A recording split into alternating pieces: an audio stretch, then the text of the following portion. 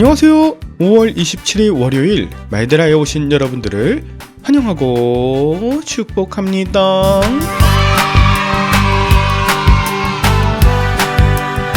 저는 오늘 대전 계룡에서 있는 기장 미래포럼이라는 모임에 참여합니다.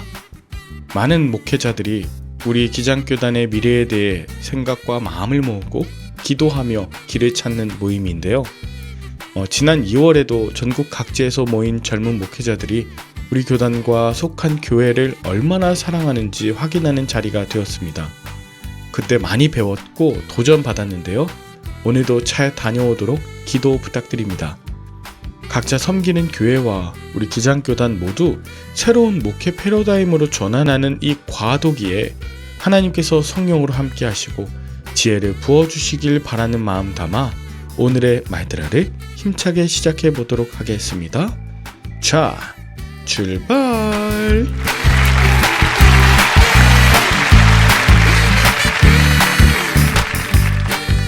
오늘은 열왕기하 17장을 묵상합니다.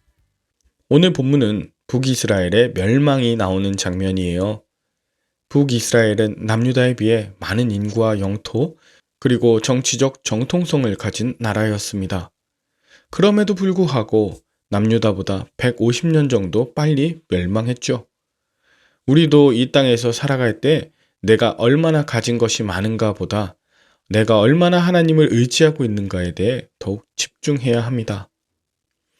호세아 왕이 이스라엘의 마지막 왕으로 9년간 다스리는 동안 여호와 보시기에 악을 행했지만 사실 그 전에 이스라엘 왕들과 같지는 않았습니다. 이전 왕들보다는 악하지 않았다는 거지만 그렇다고 특별히 의로운 것도 아니었죠. 이때 아수르 왕 살만에셀이 이스라엘을 침공합니다. 그러자 호세아 왕은 항복하고 그의 종이 되어 조공을 바치죠. 그런데 이 호세아 왕이 애굽 왕과 결탁해서 애굽으로부터 보호를 받게 됩니다. 아무리 내 편이 되어줄 것 같은 애굽이라도 하나님을 대신할 수는 없었는데 그는 애굽을 의지하고 아수르를 배반합니다. 그 결과 북이스라엘은 아수르에 의해 완전히 멸망하게 되었습니다. 호세아는 자신과 이스라엘의 영적 상태가 어떤지 말씀으로 비추며 인도함 받아야 했지만 결국 주변 강대국의 눈치를 보며 이리저리 끌려다니다가 멸망하게 된 것이죠. 이런 사건은 하필 또 우연히가 아니라 마침내 반드시 찾아올 사건입니다. 이미 주변 나라들이 아수르에 의해 멸망하고 있던 것과 이전에 베가 왕 때 많은 사람들이 아수르의 포로로 잡혀가는 것을 보았음에도 불구하고 그 안에 말씀이 없으니 이런 상황을 분별하지 못했던 것이죠. 하나님께서 이스라엘로 하여금 아수르의 조공을 바치게 한 것은 북이스라엘의 죄에 대한 형벌이었습니다. 하나님께서 나의 죄한 합당한 벌을 주실 때 다른 길로 피하지 않고 그 벌을 끝까지 받는 것이 완전히 망하지 않는 길입니다. 하나님의 백성은 한순간 잘못된 판단으로 인해 망하지 않아요. 벌을 받는다고 해서도 망하지 않아요. 오히려 이스라엘 자손들처럼 애굽 땅에서 그들을 구원하신 여호와께 지속적으로 범죄하고 끊임없이 다른 신들을 섬겼기 때문에 멸망당하게 된 것입니다. 게다가 그들은 여호와 하나님께서 보내신 선지자와 선견자들의 예언과 경고의 말씀을 듣지 않았습니다. 하나님은 애굽의 노예였던 이스라엘을 약속의 땅으로 인도하시고 그곳을 허락하여 주셨지만 이스라엘은 하나님을 떠났고 마침내 그 땅에서 쫓겨나게 된 것입니다. 북이스라엘이 처음 시작된 여로보암 왕 때부터 시작된 우상 숭배의 죄 때문에 이제는 북이스라엘뿐 아니라 남유다까지 하나님께 심판의 경고를 듣게 됩니다. 한편 아수르 왕은 북이스라엘 사람들을 포로로 끌고 갔고 또 이스라엘 자손들을 대신해 바벨론과 구다와 아와와 하맛과 스발와임의 이방인들을 북이스라엘의 사마리아 땅으로 이주시켰습니다. 지금 여기 언급된 지역들은 모두 바벨론과 아수르의 우상 숭배지로 특성화되었던 지역들입니다. 그 결과 약속의 땅 가나안이 이방인의 종교로 완전히 더럽혀진 땅이 되었습니다. 그때 하나님께서는 그 사마리아 땅을 포기하거나 버리지 않으십니다. 그리고 사마리아에서 여호와를 경외하지 않는 그 이방인 몇 사람을 죽이셨어요. 그것을 본 아수르 왕은 이주한 민족들이 하나님의 진노로 죽지 않게 하기 위해서 그곳에 여호와를 섬기는 제사장을 파견해 여호와 하나님을 경외하는 법을 그들에게 가르칩니다. 물론 사마리아에 이주한 이주민들은 진실로 하나님을 섬기기보다 흉내만 내었죠. 그리고 그들은 각기 자기가 섬기는 우상들을 여러 산당에 두고 종교 혼합주의를 가속화시킵니다. 각자 섬기는 우상들을 만들고요. 또 그 자녀들을 불사르기도 합니다.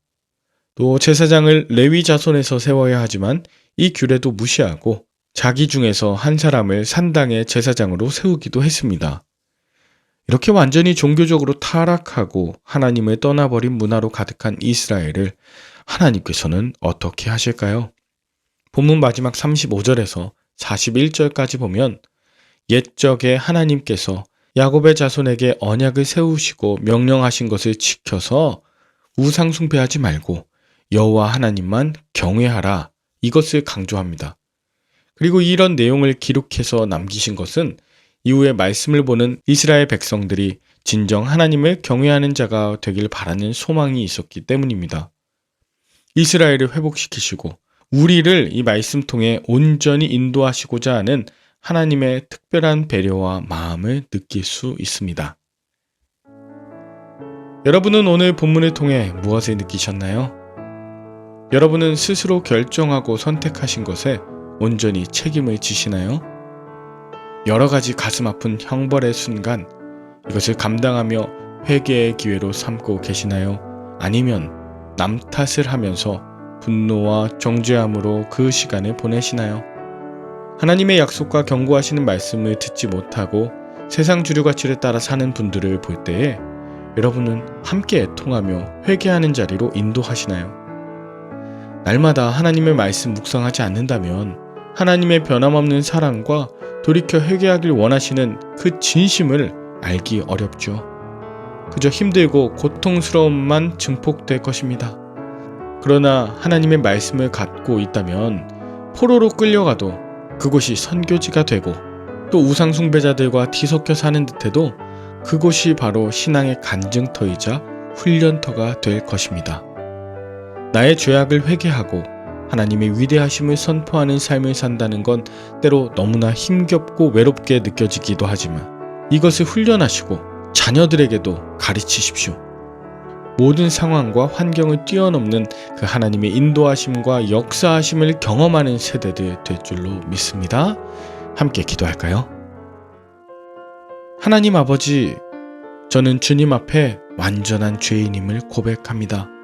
오직 주님을 의지하고 날마다 예수 그리스도의 십자가 앞에서 저의 죄인됨을 회개하며 말씀의 은혜 안에서 의롭다함을 얻게 하옵소서. 오늘도 제 삶의 결정과 판단으로 찾아온 형벌과 같은 사건이 있다면 다른 길로 피하지 않고 겸손하게 그 벌을 감당하게 하옵소서. 주님을 따른다고 하면서도 세상 사람들과 다름없이 우상을 섬기는 나의 악함을 돌이키게 하시고 제 곁에 주류 가치를 따라 살며 고통받는 그 한 사람의 구원을 위해 애통하며 함께 기도하게 하옵소서. 오늘도 눈앞에 있는 문제와 고난의 현장을 마주할 때 담대하게 하시고 주신 말씀 잊지 않고 하나님의 사랑과 은혜 가운데 넉넉히 승리하게 하여 주시옵소서. 감사를 드리며 예수님의 이름으로 기도 올리옵나이다. 아멘. 오늘도 좋은 하루 되시길 바라며 저는 내일 다시 찾아뵙도록 하겠습니다. 샬롬.